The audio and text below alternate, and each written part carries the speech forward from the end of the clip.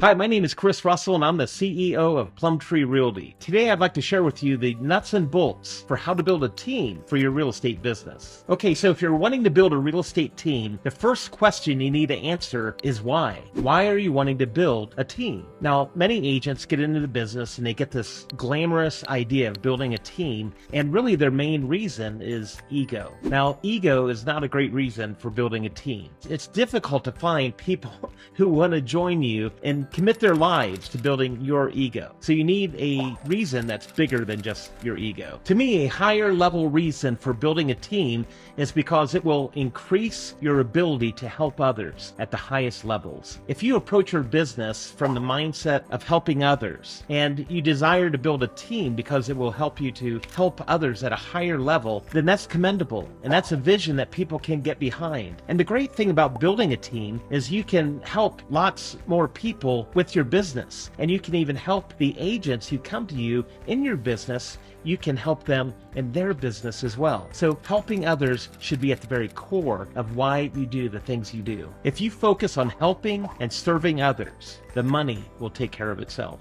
And so the next question is, when are you ready to build a team? I see agents who come into the business and they try to start out right away building a team. They'll get two agents who have no experience, neither of them are doing much business, and they'll say, hey, why don't we form a team? So the two of them bring their mediocre businesses together to form basically one big mediocre business. So it's not always best to get into a team before you're ready. So how do you know when you're ready? Well, I would suggest that you'll know that you're ready to build a team when you have so much business that you've developed that you don't really have time to take care of all the opportunities on your own. You need help. You need others to come in and help you to manage the opportunities that you have before you. Now, if you don't get enough leads to handle your business, you're not going to have enough leads to handle business for a whole team. So you need to somehow create enough business, generate enough leads that you'll take care of yourself as well as others that may be in your team. So then the next question is, who do I add to my team? What are the types of positions that I should fill? Who do I add first? Who do I add second? Who do I add third? So we're going to talk about that over the next few minutes. The first person I would recommend adding to your team is an administrative assistant, someone who can help you with the administrative details for your business. As you start building your business and generating leads and getting sales and listings, it creates an amazing amount of administrative details that are very difficult to take care of. Now, your goal should be to focus on business growth, business development, lead generation. That means you need an administrative person who can handle the paperwork, handle the contracts, handle all the details to let you focus on the things that will allow you to grow the business. So the first person would be an administrative assistant. So then the second person you should add to your team would be a buyer's agent. And the reason you want to hire a buyer's agent is because you want to be able to focus more time on the listing side of your business. If you want to build your business to the highest levels, at some point you're going to have to focus on listing activities. So the buyer's agent activities can get you distracted from really growing your business to the highest levels. So adding a buyer's agent will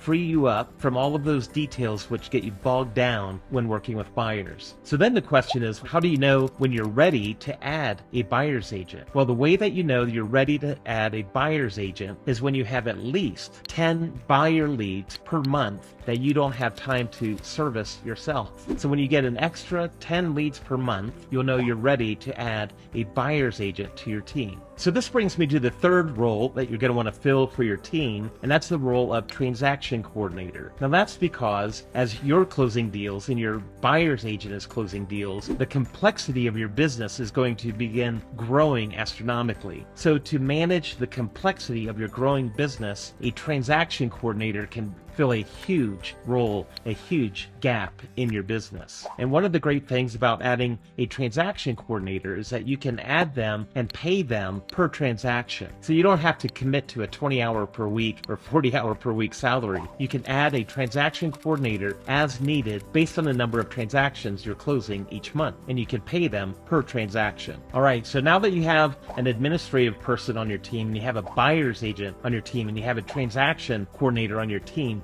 and your growth and your business is beginning to grow and grow and grow, the next position you're going to want to fill on your team will be that of a listing agent. Now, you're a listing agent, but you're going to want to grow your business beyond just you. So eventually, you're going to want to train and develop another listing agent who will list homes just like you. Now, when you do listing presentations, to begin with, you'll likely want to bring this listing agent along with you on listing presentations. Number one, so you can train them, but also so you can introduce them to the family that is going to list their home with you. And then once the listing presentation is over, you've got the deal, you can hand this listing over to this listing agent who will do all the work of the listing while you guys partner in that. Now, your role is getting the listing, and their role is to carry out all of the responsibilities of listing the property. Okay, so at this point, you've got an administrative person, you've got a buyer's agent, you've got a transaction coordinator, you've got a listing agent. This team is going to begin to build a massive business under your leadership. The next role then that you're going to want to fill is that of a marketing specialist, someone who focuses on marketing and generating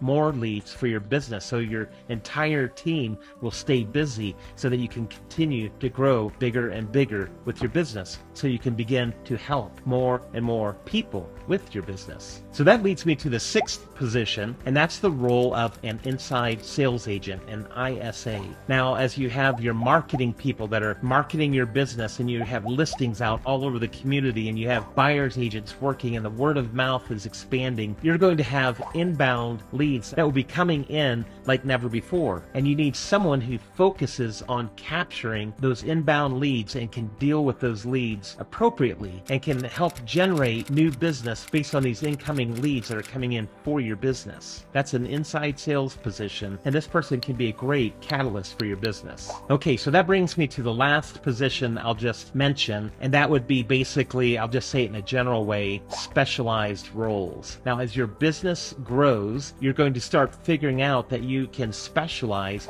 in certain niches in the industry. Now, maybe you'll figure out that you have a special clientele with investors, and so you have leasing agents perhaps that you'll add to your team, or maybe commercial, or maybe you'll be adding graphic designers to your team, or maybe you'll add people who are great at web development, or maybe you'll add people who just want to focus specifically on social media, or whatever it might be. But you'll figure out that there are certain roles that you want to add that maybe aren't on our list, but these are specialized roles based on things that you're starting to uncover in your business. Now, one of the things I've seen in my business is sometimes you'll find the person before you actually have the role. You'll see this person, you'll think, wow, this person is an amazing person I would love to have on my team. And maybe you don't have a role for that person yet, but sometimes it's good to create a position when you have the right person, and that can create some dynamic energy for your team. All right, well, thanks for watching this video. I hope you were able to get some ideas for building a team for your own business. Now, there's a lot more details that we could go into about each of these things, and I'm sure you might have some questions, and I'd love to respond to your questions. Feel free to leave those in the comments below. Also, feel free to sign up for a 1-hour coaching call. I'd love to jump on a call with you and give you some input, some guidance, maybe on some specific issues that you're dealing with, and I'd love to be a help for you in your business. So hit the link below, sign up for a free hour of coaching, and be sure to hit the subscribe button so you never miss any of our videos in the future, and be sure to like the video, and that helps us for sure with the YouTube algorithms.